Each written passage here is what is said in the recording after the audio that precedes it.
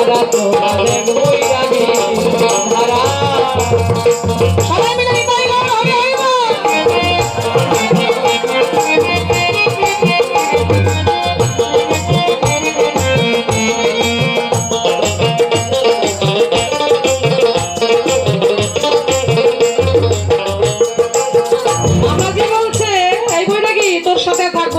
আমি অন্য বৈরাগীর পাড়া চলে যাবো। তাহলে বুঝতে পারলেন তো, ধরতে থাকতে সময় লাগে তো লাগে না। আবার বলছে এই মালা ছড়া ছেড়ে ফেলবো, আমার দরকার নাই সাধন ভোজনের। কেমন সাধন ভোজন করে তাহলে একটু বিবেচনা করা যায়, একটু চিন্তা করা যায়। আবার যদি এরকম বৈরাগীরা ভাষণ দেয় তাহলে মানায়? হ্যাঁ, শেষ হয় নাই, আরো আছে। এবার বাড়ি গিয়ে কোন রকমে রান্না বান্না করেছে, কিন্তু খাওয়া দাওয়া হয় নাই। এত অশান্তির মধ্যে কি খাওয়া দাওয়া হয় গো? হয় নাই।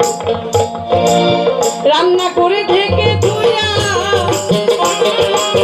ঝগড়া করে রাত ভরিয়া, আন কথায় কথা বাড়াইয়া বয় নয়নের ধারা।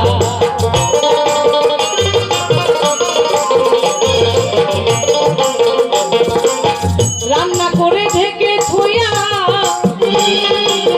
ঝগড়া করে রাত ভরিয়া, আন কথায় কথা বাড়াইয়া বয় নয়নের ধারা।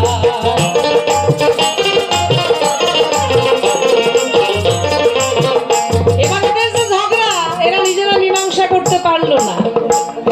আমরা বাস্তব জগতে দেখতে পাই স্বামী স্ত্রী ঝগড়া লাগে, সারাদিন ঝগড়া, বিশাল ঝগড়া, মানে মনে হয় সারাসারি একেবারে হয়েই যাবে। ওই দেখেন রাত্রে বিছানায় গেছে, সব মিলে মিশে একাকার হয়ে গেছে। ওই ঝগড়া কিন্তু মীমাংসা করতে অন্য কোনো লোকের দরকার না। কেমন স্বামী স্ত্রীর দর নাই বলে মহাজন, স্বামী স্ত্রী ঝগড়া লাগে, একটু পরেই মিলেমিশে একাকার হয়ে যায়। তো এদের যে ঝগড়া, এই ঝগড়া মীমাংসা করলো